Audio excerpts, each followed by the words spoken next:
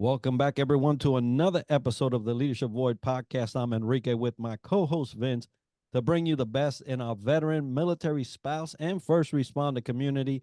And Vince will introduce today's guest. Thanks, Enrique. All the way from Augusta, Georgia. Guess who? Karlton Meadows. He is a creative exercise scientist. Great words. Can't wait to hear more about that from Majestic Balance for Fitness. But first, before we hear about that, Karlton, tell us a little bit about you. I've been challenged from the start. So if you can envision an 18-month-old trying to walk in the bar by himself, you would think, man, that dude's gonna need AA, and I did. I had athletic ambition, but I had absentee athleticism. So I was born with a club foot, and I struggled, and I got so fluent at failure, I couldn't help but to begin winning. So I had athletic challenges, I had academic challenges, I got drop kicked out of the Navy's prep school, took 18 years to finish a 4-year degree, and then master's degrees, 3 of them in 3.5 years. And I've been married 34 years, although couldn't get a girlfriend when I was in school because, the kid with no athleticism. I was born in Germany, so they were giving me the Hitler salute. So it was tragic. There were no relationships to be had. So to marry the girl kind of next door after I got older, and we're still together 34 years and counting. So we've learned to become successful through the failures. Wonderful comments on failure and overcoming challenges. And I believe you and Vince share a birth region. You guys can talk about that later on. But we're German Americans. That's right. But tell us a little bit more about Majestic Balance for Fitness. David Goggins, Usain Bolt, and then Derek Jeter. Now, what do we all share? Well, Usain Bolt was born with scoliosis. He didn't go through any corrective surgeries. Once they figured out what his challenges were, he got more sports-specific training, and he was able to make track and field history and be a poster child for Goggins couldn't swim. When I was taking the test to do SWIC, the lifeguards, not the lifeguards, but the instructors were saying, you're going to fail, you're going to fail, you're going to fail. So I went from I'm going to fail to being a fitness instructor for Special Navy SEAL support. And I left that. And Derek Jeter, if he bats 300, he's making multiple millions. Well, we were batting 90% average for the Navy's remedial program. And all of those tie into Majestic Balance because I took those experiences, served them up to the civilian population, and gave them results-driven programs. So results were inevitable. There was no getting around it, especially with all the sciences that are behind or associated with fitness and exercise. So it's an ultra premium service, and we are looking to do more in 2024, especially as the new year starts. All the resolutionaries come out of the closet and say, I'm getting in shape this year. I'm going to eat better this year. And about 90% of those people don't bring those goals to fruition. You're totally right about that. Hey, hence I read the book Atomic Habits by James Clear. Put a plug on that. But, it's about creating that habit. It fails the system, but not yourself. But love what you're doing. Resiliency strikes a chord with everything you said with these 4 fine athletes as well. What does Majestic Balance for Fitness or you do to give back to the community? Well, the movie 300 where that guy meets Leonidas, and it's like, man, you got less soldiers than I have. I thought I would seen Spartan, droves and droves. And so, what's your occupation, blah, blah, blah, blah, blah. So I love Spartans. I'm a UT Spartan. And so as a Spartan, I go back to the University of Tampa. I help with their incubator program, their accelerator program. So there are students who may not be in the entrepreneurship program as a major, but they have businesses and they're in the incubator or the accelerator. So I'll go back and talk to them, give them some from the street experiences. I also serve on the board of a couple of nonprofits. One is Ink to Ink. The other is Hustle Smarter. And they both work at helping those negatively impacted by the justice system re-enter society, because they've got some hurdles. They may not be entitled to things, or they may be entitled to things and they just don't know how to acquire those. And it struck a chord with me because I love justice. I mean, it drives me when I see something going wrong. And when we look at the time we live in, now, Martin Luther King was behind bars. Malcolm X was behind bars. Nelson Mandela was behind bars. And we hold them up. I mean, they are the perpetual icons for achievement, humanity. But then somebody that's recently released, we say they're just all criminals, all of them. And we know the system impacts us more negatively than others. So I really love working with them.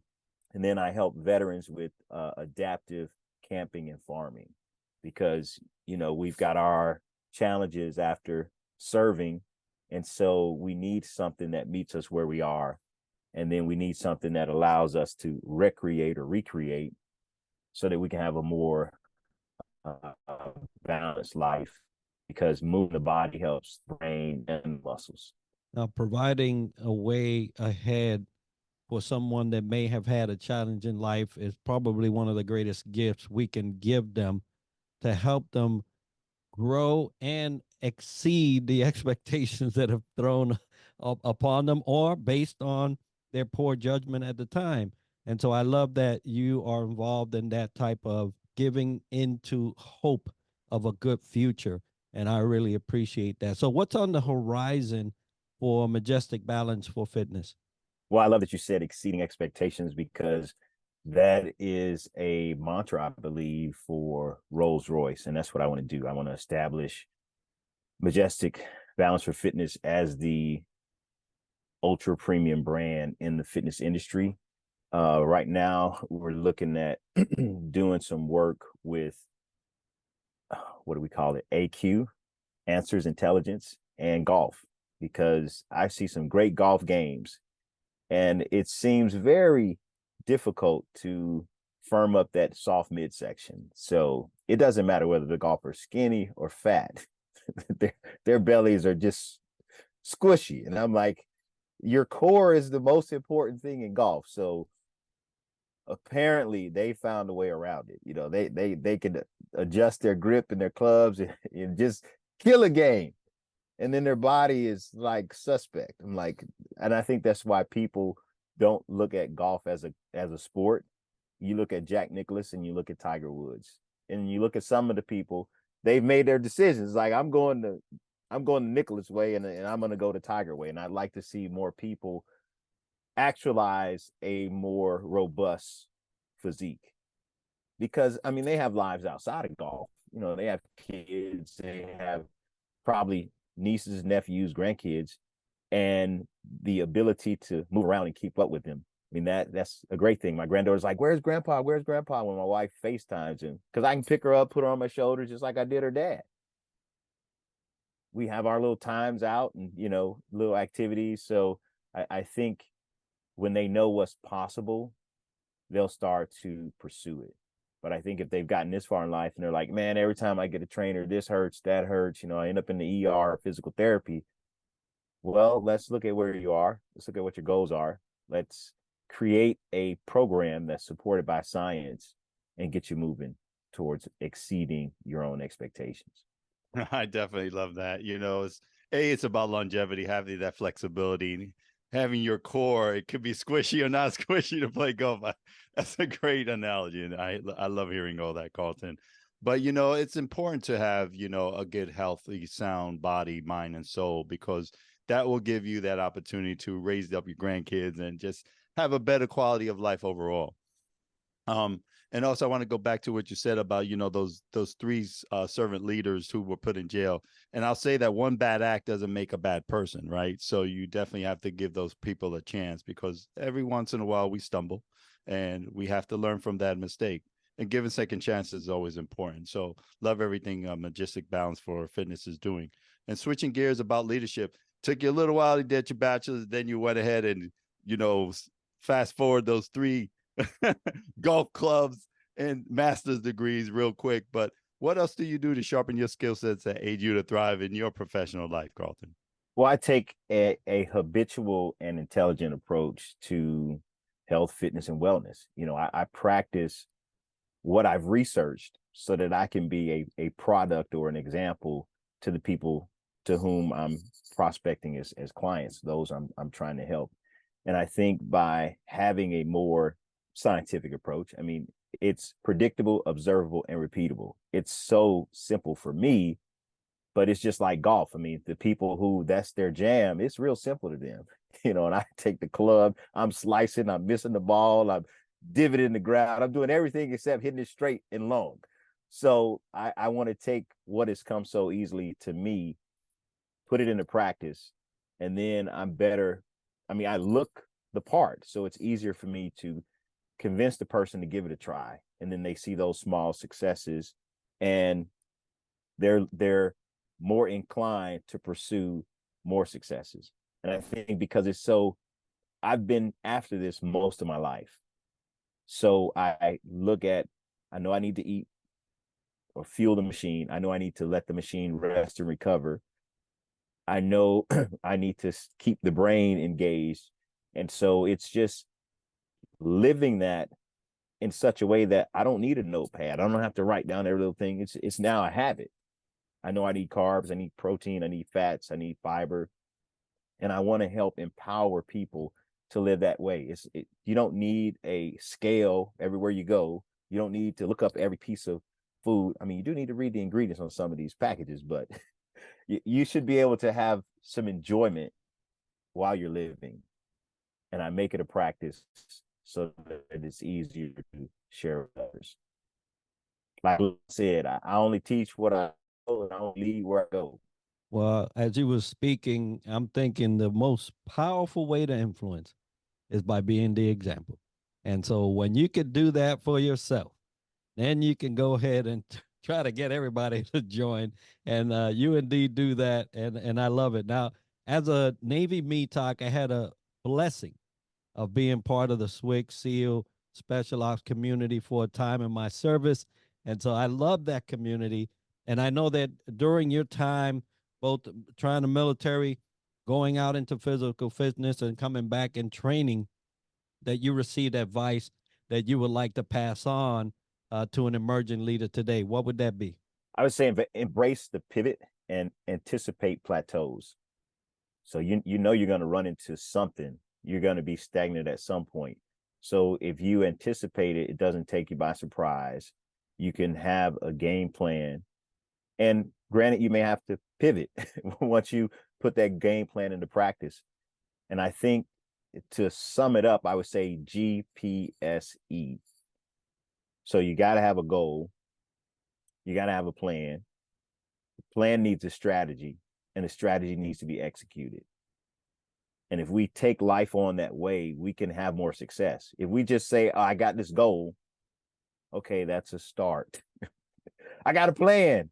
Okay, that you're taking another step. I mean, all four of them are essential, because if we get the goal, the plan, the strategy, and there's no execution, that leader's not really moving anywhere. And I think that acronym can help him in his personal life, his professional life, you know, in the boardroom and at home with the children, or whatever he's attacking, especially academics. The same holds true. No, absolutely. You know, embrace the pivot and anticipate the plateaus. GPSE, love the acronym. 4 tires of a car, right? You need all 4 to go forward. Is kind of what I'm saying. The gasoline is within, right? It's Yes. up to you to go through those 4: the goal, the planning, the strategy, and execution. Love that advice to give emerging leaders. Also love to hear about any most memorable leadership aha moment you've had, Karlton, you'd like to share with our audience as well. My aha happened when I learned that what I had experienced was meaningful to other people, because I was so busy pursuing what it was I was chasing, you know, to be a world-class athlete, or, you know, as the chief has spoken, you know, get into the SWIC program. I wanted to have a hook on which I could hang my hat and say, you know, this is done. So I wasn't looking at how it was impacting other people. And when I realized that what I had experienced, what I had overcome to achieve what I had achieved, was inspiring other people, I was like, okay, I need to speak a little bit more, because typically we grew up when they said don't talk about it, be about it. So that's what I've been doing. I've been being about it. And I was like, wow, words are powerful. So I learned to take that and run with it, speak more, pour into people more, and not be just purely focused on what it is I'm pursuing. Absolutely. Now, you had mentioned GPSE, and strategy was one of those things that we know as military folk how strategy is important in what we do. What certain strategies do you use with yourself or your team when times of change and challenge come? Man, it's funny because what I do is I try to get to the pool as quickly as I can. It's like rinse out the cobwebs, rinse out the fog, just kind of get lost in the lane and just keep swimming, and then I can draw parallels to what it is that I'm facing. Change is constant. The only thing that will embrace change, I don't know if that's the best way to put it, but will enjoy the benefit of change, is a baby in a dirty diaper. But nowadays I see these kids running around and it's like they got a full load. They like, no, I don't know what happened. They're running from their parents. I'm like, that needs to come off of you. So I may have to find another analogy or another example that explains somebody embracing change. But when I know that I've put some time in the pool, I feel better prepared. I feel better about myself. I can win in the water. And then I can bring that confidence over to whatever that change is. And the pivot helps. I mean, there was a point where I was pivoting so much, people thought I was a dog chasing my tail because it didn't seem like I was moving forward. I'll just pivot. You know how it is in military drill. You hit that. If you keep turning left, you'll be facing the same direction. I'm over here just cracking up, man. I thank you for sharing those visuals. Everybody knows about a baby's diaper changing that. That's definitely a strategy that has to happen. And the pivots analogy is really good. And it brings a lot of different lessons from that. So folks listening in, Karlton, it's so wonderful having you. How do folks get a hold of you or Majestic Balance for Fitness? Well, I'm on LinkedIn, any social media platform, Twitter, Facebook, not so much these days, but if they Google Karlton Meadows with a K, a lot of options will come up. But I'm mainly on LinkedIn. Well, folks, we'll make sure to have all the ways of getting a hold of Karlton, his company, and what he's doing. And hopefully you'll make this new year the physical year for yourself, not just by resolutions or by wishes, right, or goals, but that you'll add the rest of those acronyms in there and get yourself on the right track. If you want to get a hold of the Leadership Void podcast, the leadershipvoid@gmail.com is where you'll send that correspondence. If you'd like to see a featured guest or a specific leadership topic covered, you'll do it by those means. Yeah, and absolutely. As Enrique mentioned, right before the holidays, we have, guess what, Karlton here. So he can also give you some great advice, or if not, just reach out to Majestic Balance for Fitness, because it's about you. And hopefully he can help you reach that in the pool, out the pool, whatever the case may be. But definitely, Karlton, we're so honored to have you, and honor to have our sponsors, Triple Nickel and FAVOB, sponsoring our show. Today is all about Karlton. Karlton, thank you for being on the show, and have a wonderful day. All right. Thank you guys for having me.